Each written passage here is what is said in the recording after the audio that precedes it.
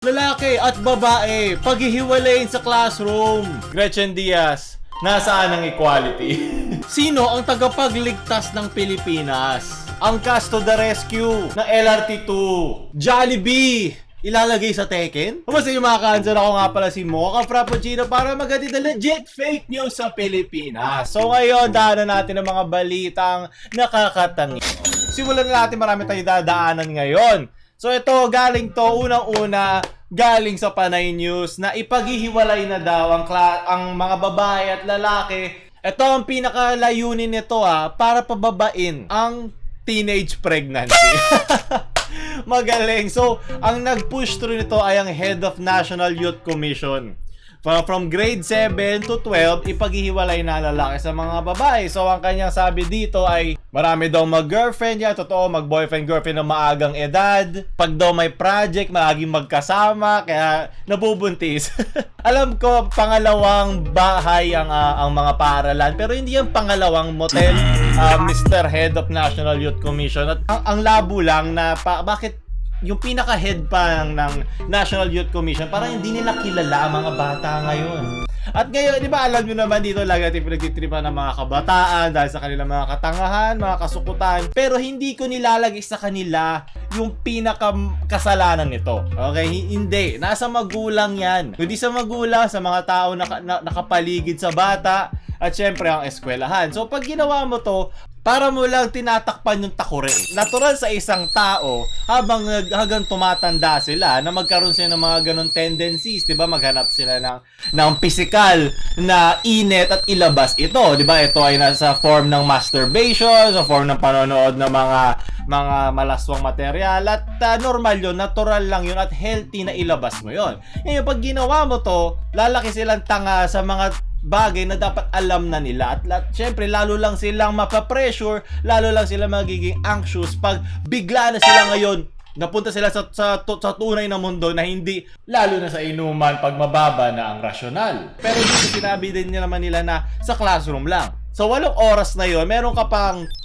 16 hours na magkakasama sila. So anong pinipigilan mo? Hindi naman sila magkakanaan sa classroom eh. Kala ba nila pagkabuklat nila ng libro sa classroom ay hindi nila ibubuklat ang kanilang mga pek at ang mga binti ng mga dalaga kung gugustuhin nila? Sa tingin ba nila makakapigil yun sa kanila? Lalo lang silang mag-iinit eh. Lalo lang kala nyo, yan yung mga age na rebellious sa sila eh. Yan yung mga tipong pag sinabing wag mong gawin, lalo nilang gagawin. So, hindi ito magandang solusyon kung gusto nyong pababain ng teenage pregnancy. Pero kinalakihan ko at naiintindihan ko na maraming baaga na bubuntis at nilalagyan ng #blessed para tapos na. So may isang nag-comment dito na sabi, moral values not sex education, introduced to the children Jesus and his life gave his children yan galing sa langit. Tita, mali. Isa na yun sa mga pag-iisip kung bakit ang daming buntis ngayon. Okay, dinadaan natin sa ganyan. Kung si Mama Mary nga mamalinis, pero nabuntis pa din. Joke lang, pampamilya kami child. Jokes aside, hindi yan ang tamang ituturo. Kailangan mo ituro ang pareho niya. Kailangan mo ituro ang sex education at moral values. Kasi habang tumatanda ang mga bata, sabi, bakit ako tinitigasan? Nakakita ako ng lambot. Sa lalaki, di ko alam sa babae. Siguro, nangangatog yung kanilang mga puso. Hindi ko alam. Basta kung ano man equivalent no sa babae. Bakit? Kailangan ko ba ito ilabas? Sa paanong paraan? Itong boyfriend ko. Kung mahal ko siya, ibuka ko daw to. Babasahin daw niya El Filibusterismo sa labia ko. Hindi ko alam. Usap ako totoong kwento. Kailangan nilang malaman kung ano ang mga consequences, anong buhay ang dadalin mo, anong mga bagay ang isasakripisyo mo para sa gagawin mo. Diba? Kaya isuksok nila yung nila sa mga babae, sa mga dalagang Pilipina, sila na lang, diba? Matututo pa, ito yung healthy way para ilabas to kung ano man tong natural na lumalabas sa katawan ko. So kung sasabihin natin blessing yan, kaya sila mas open gawin to at i-risk kasi hindi nila alam na ito ang realidad pag ginawa nyo to. Nagsisimula nga lahat yan lagi sa bahay. Okay? Diyan mo maituturo, Kailangan mo ituro to. Ganito mangyari. Ganito na-feel. Kailangan mo ituro yun. At mga magulang dyan, kung may mga kailangan nila to malaman. So, isang ehemplo nito ay yung sa Save the Children Philippines. Sinabi sa kanilang study na maraming mga bata ang tumitingin o tumitingala sa kanilang mga magulang, lalo na sa mga nanay, para turuan sila sa mga ganitong bagay. Tungkol sa mga sticks at sa mga siopaw, di ba? Sa kanila matuto. Pero yung mga mismong nanay, hindi sila open enough. Hindi sila ganon kahanda o hindi nila alam kung paano nila sasabihin sa kanilang mga anak na ganito, ganyan na mga bagay-bagay na pag ginawa mo to, may chance na maging ganito, gumamit ka ng ganito. Kaya nangyayari, kinakapa nila mag-isa. Ang sinasabi, huwag mo lang gawin. Pero hindi nga ganon ng mga bata eh. Ilang palo ba ang kailangan gawin para matutunan nyo na hindi ganon ng mga bata? So, ang mas effective na paraan, dumating tayo lahat dyan, nagdaan tayo lahat dyan mga pagbata ka, pilyo ka. So, dapat bigyan mo na lang sila ng nararapat na kaalaman na pag ito ginawa mo, ito ang mangyayari. So, ngayon, kung gagawin mo to, wag mo sabihin hindi namin sinabi sa inyo. Pag maaga natin sila ini-educate sa mga pasikot-sikot sa mabulaklak na lugar ng kanilang mga reproductive organs, maintindihan nila kung paano to tamang ilabas yung init na yun sa isang makabuluhang paraan, di ba? Kaya sila magganon, di ba? Kaya nga ma-incognito mode, di ba? Diba? Alam ni Tito Bong yan. Di ba? Ito sabi nga ni Haki Herrera. So mapapapili ngayon sila, di ba? Sabi ni Ayuj dito, makakapili ka ngayon, di ba? Kaya tulad nga, sabi nga ni Mama, pumili ka. Gusto mo bang mabuntis ng maaga at maghirap? Naka-hard mode na nga tayo default sa Pilipinas. Gagawin mo pang tamode, di ba? Talagang so ngayon alam ko may mga pilyo dyan na talagang gagawin nila. So gagawin mo na lang, di ba? Kung ikaw yung ganong kayong klase ng tao, may mga iba't ibang klase ng birth control, di ba? Ang dami, no? Maghanap ka na sa internet na kayo. Ikaw na magbigay ng responsibilidad sa sarili mo. Kasi ikaw rin naman yung maghihirap pag hindi mo to alam. Kaya mas gusto na mapalo ka nito kaysa pinapalo mo yung anak mo sa anong edad ka pa lang. O yan, di ba? Kala nyo ba kaya tigilan yan? Ha? Sa classroom? Ito nga sa bus ginawa eh. Use chopstick all the time. So, 2-in-1 breakfast dish na kaagad itong sardines omelette natin. Nako, ibang omelette ang lalabas dyan. So, tama na, Pampamilya pa kami channel. At alam nyo ba kung gaano kamahal ang gatas ngayon? Kaya alam mo, kung gusto nyo maglaplapan na lang. At least walang batang mabubuo. Diba? Maghawakan kayo. Kahit hawakan mo yung buong ninuno niya. Huwag nyo nalang gawin yung mismo may chance na pwede ka bang mabuntis. Kasi tandaan nyo. Ganyan ka. Ganito ang mangyari sa anak mo pag hindi mo sila pinainom ng gatas, okay? Kaya moms, pag 3 pataas na sila, bigyan sila ng Bonakid Preschool 3 Plus for a triple boost advantage in... Okay, mukhang hindi ako makakatulog mamayang gabi. Dapat seryoso to eh. So simulat sa poll, parang awan nyo na turuan nyo yung mga anak nyo sa bahay pa lang. Sa mismo mga teachers, sa mga nag-handle ng mga curriculum ng mga eskwelahan, paigtingin natin at pagbutiin ang pagturo ng sex education. Huwag umasa mga magulang porket hindi mo sinasabi sa kanila ay hindi nila to gagawin. May mga kaibigan yan. At may mga kaibigan niya na pariwara na hindi naman binabantayan ng magulang. Batak-batak yan pababa. You can't spell batak without bata. Diba? Gusto niyo ba yun? Ako mismo galing ako sa all boys nung buong elementary ko. Tapos pagdating ng high school, bakit ang haba ng buhok ng lalaking to? Bakit ang bango na?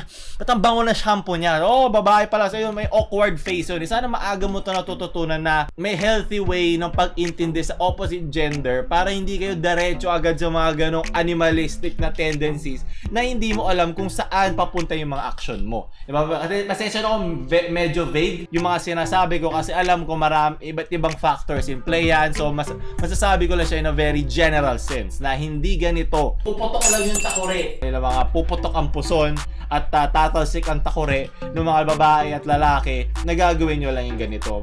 Kapasok kayo sa gera na meron kayo mga bala at armas, diba? Na nandito, na gumagana, na alam nyo na kung paano patakbo, alam nyo na kung paano ipuputok, or in this case, hindi iputok. Lalo na sobrang sensitive ng time na yan, grade 7 to 12, high school onwards. Sobrang hahayok ng mga hayop na yan, sabi sa iyo. Ganyan din ako eh. At hindi sa ganyang paraan nyo sila mapapipigil na pababae ng teenage pregnancy. Kailangan nyo sila i-edukasyonan. Sunod na balita ngayon, balita. Meron daw nagalit na sundalo. Tangin na, may isa pumapasok dyan. Ayaw na tuloy dyan. Tagalit si Hindi Calvo. ka alis! Hindi ka alis! Hindi ka alis! Bakit siya hindi aalis? Hindi ka alis!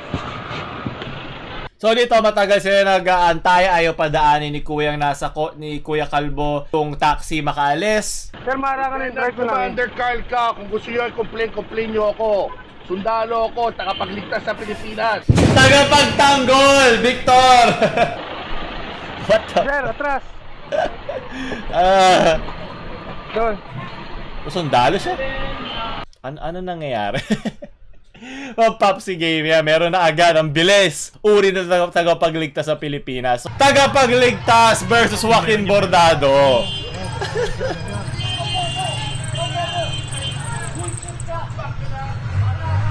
Ito yung mga taong alam ang batas eh. Dito kasi alam nila kung sino unang magbato ng suntok, siya yung dali. Siya yung kawawa eh pag kinasuhan ka. At sinabi dito na hindi talaga siya sundalo. So isang paraan yun ng bawal yun eh, parang usurpation of military title. Basta bawal ka magkunyaring sundalo. Para rin bawal ka magkunyaring police. Bawal ka magkunyaring government official. Bawal yun. So dito, kinuwento ni Tito Calvo, ni Commander Carl, ang mali lang niya dito, nilagay niya yung batas sa sarili niya. Tulad ng pag-separate kanina lalaki sa babae, kailangan may separate ang rights mo bilang isang citizen, kapangyarihan na isang tunay na tao na mayroong otoridad, tulad ng isang MMD official o ng isang police, di ba? Wala siya no. Pero he took the law into his own hands. Depende yon. May mga panahon na okay yon. Pinipilit daw mag-drive through yung taxi. So siya daw hinaharangan daw niya. Nasa tama naman siya doon. May mga kwento pa siya na may bata daw na dumaan and what na, pero wala namang witnesses. Basta marami mga ganong kwento-kwento na hindi naman verify. Pero either way, ang pinaka lang dito, yung kanyang pagsabi na tagapagligtas. Tagapagligtas sa Pilipinas. Ako may-ari ng sanlibutan ngayon. Hindi po pwede yun. Pwede ka ma-misconstrue o pwede ka ma-misunderstand na sundalo ko, wag mo ako labanan. Paano kung may baril yun? Yung kausap mo, parang kung sinaksa ka bigla. Diba? O dinadali ka pa. Pero nasa mali naman pareho yung taxi driver at si Commander dito. Sunod na balita, balita. Hindi naman na to bagong balita. So ayan, 6 to 9 months. Nakakatawa. So tumulong ang angkas from Recto to Santolan. From Tuesday to Thursday, 8 AM to 10 AM at 5 PM to 7 PM. Magaling ang angkas, maraming salamat. At hindi ko lang sila dito nilagay dahil gusto ko ng sponsorship.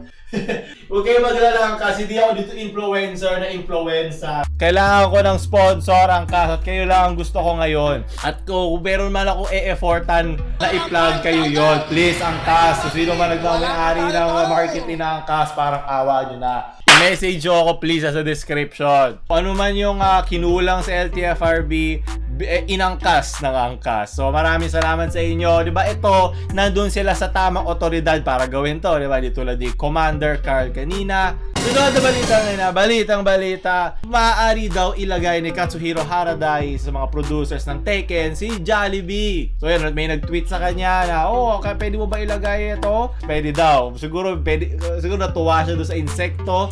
Ang alam ko lang na pinakamukhang insekto sa Tekken ay si Yoshimitsu. Hindi ko lang may bago na kasi Tekken 3, 4 ako tumigil. Alam mo diba lumilipad din si Jollibee doon, parang si Devil Jin. Ang paborito ko sa Tekken si Huara kasi ang layo ng reach, di ba? Parang pamalo. Abot sa malayo si Pamangkin, di ba? Walang takas. So yun ang mga balita kita ngayong linggo. Pasensya na, medyo pagod ako ngayon. Pero nung nakita ko lang yung pinaghiwalay nila yung classroom na ulul na ako eh. So yun ang ating mga balita ngayong linggo. Sana nagustuhan nyo. Kasi ako hindi. Ako lang si Mocha Frappuccino. Kung like, share sa mga tigang nyong SHS friends. Huwag kayo subscribe. Mocha Frappuccino out.